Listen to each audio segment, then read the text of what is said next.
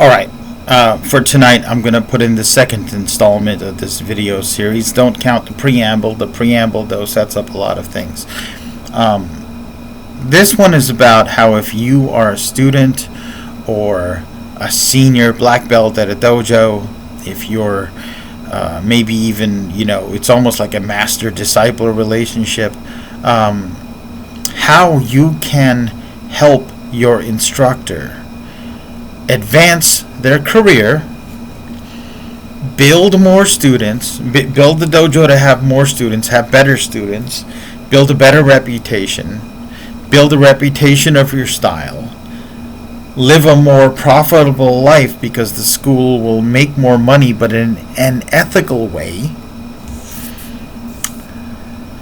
prevent the possibility of lawsuits, and generate more happiness and goodness in the world via that teacher's teaching. It's real simple. If a teacher is abusive and has impulse control issues with violent outbursts, right?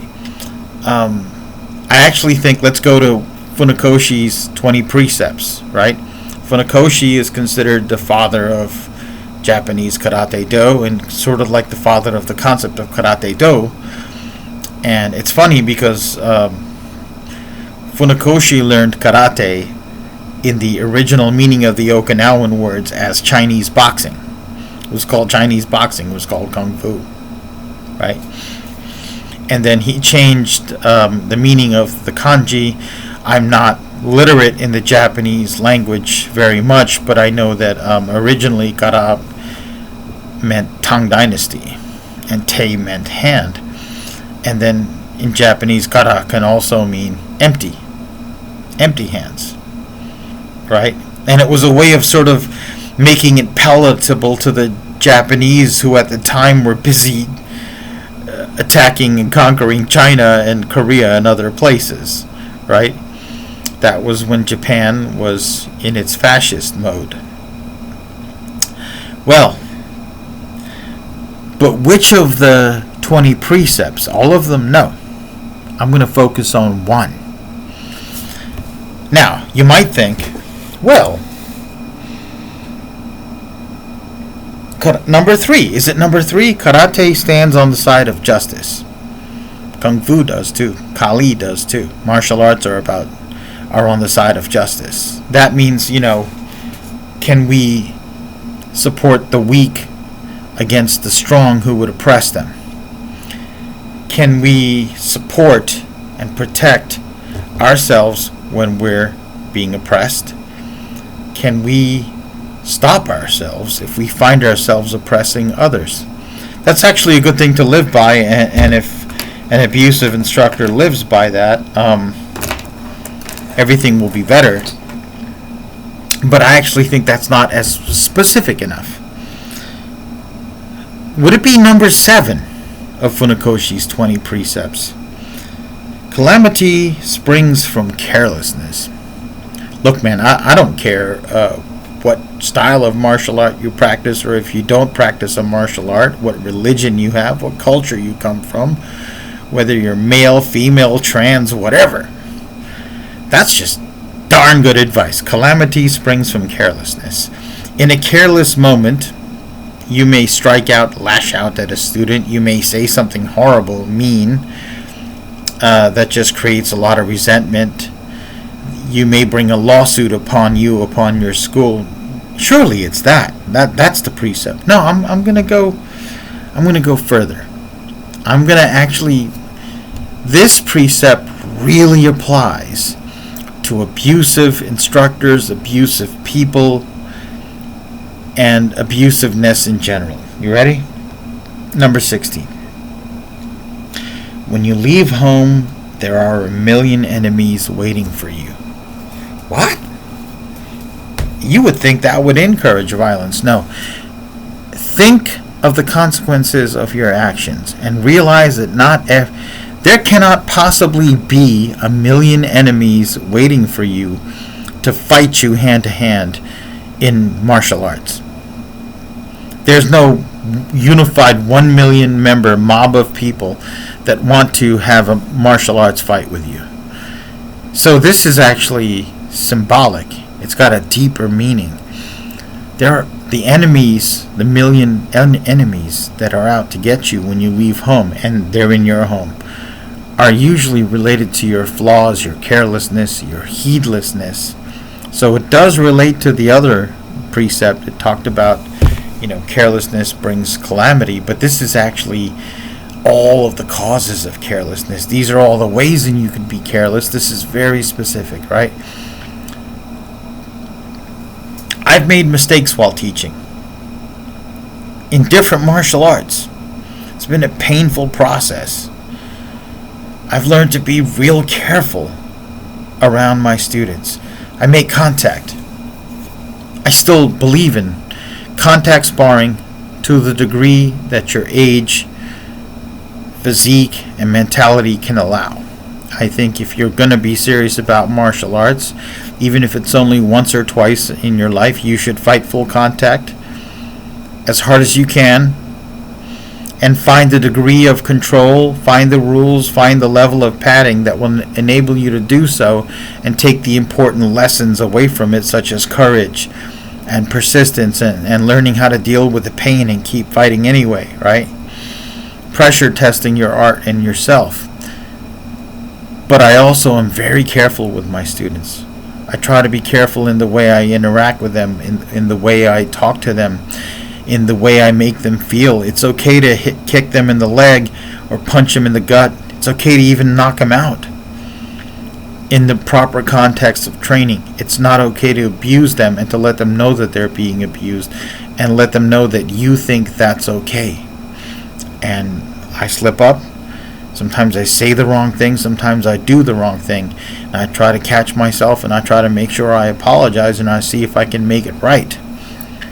Because 1,000,001 enemies, some of the enemies, the greatest enemies a martial arts school and style and instructor can have is all the eyes upon you, watching you.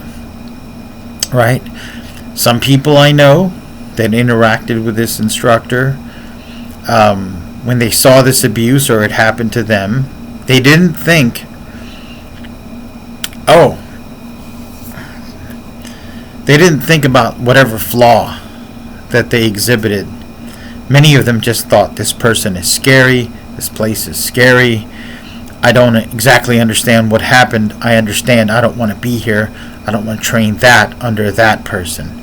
And that word gets out, right? So if you love your instructor, if you love your sensei, if you love your style, love your school, and if you believe that the martial art you train is beneficial to yourself, beneficial to society, to individuals and groups, that it makes a better country and a better world, I think you would want more people in it. And if you want more people in it, it has to be a sane thing. It can't be insane. It can't be like you're joining some kind of a cult.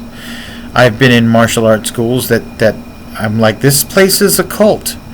When I trained Kenjutsu, there was an instructor. He's like, you need to be initiated before you can learn the next level. And to do that, we had to draw these sharpened katanas.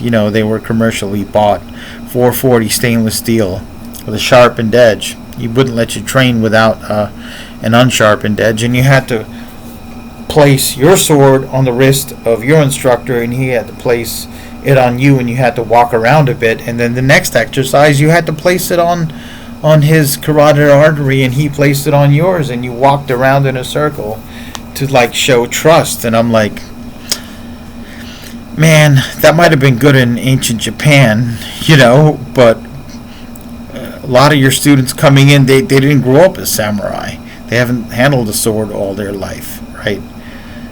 There's a tremendous liability that comes with that. You could, by doing something like that, you could close the dojo. You could make your style less obscure, right? You could make it so the sensei has to now pump gas or something, right? We talk about, Jordan, you talked about taking students on a journey you went on. And if they didn't like the journey, they didn't have to go. But again, it has to be a good journey. And if you are guiding people on a journey, your duty is to not make them do dumb and illegal things on the journey. And you also you're still a human being. You're still thinking. You still have logic. And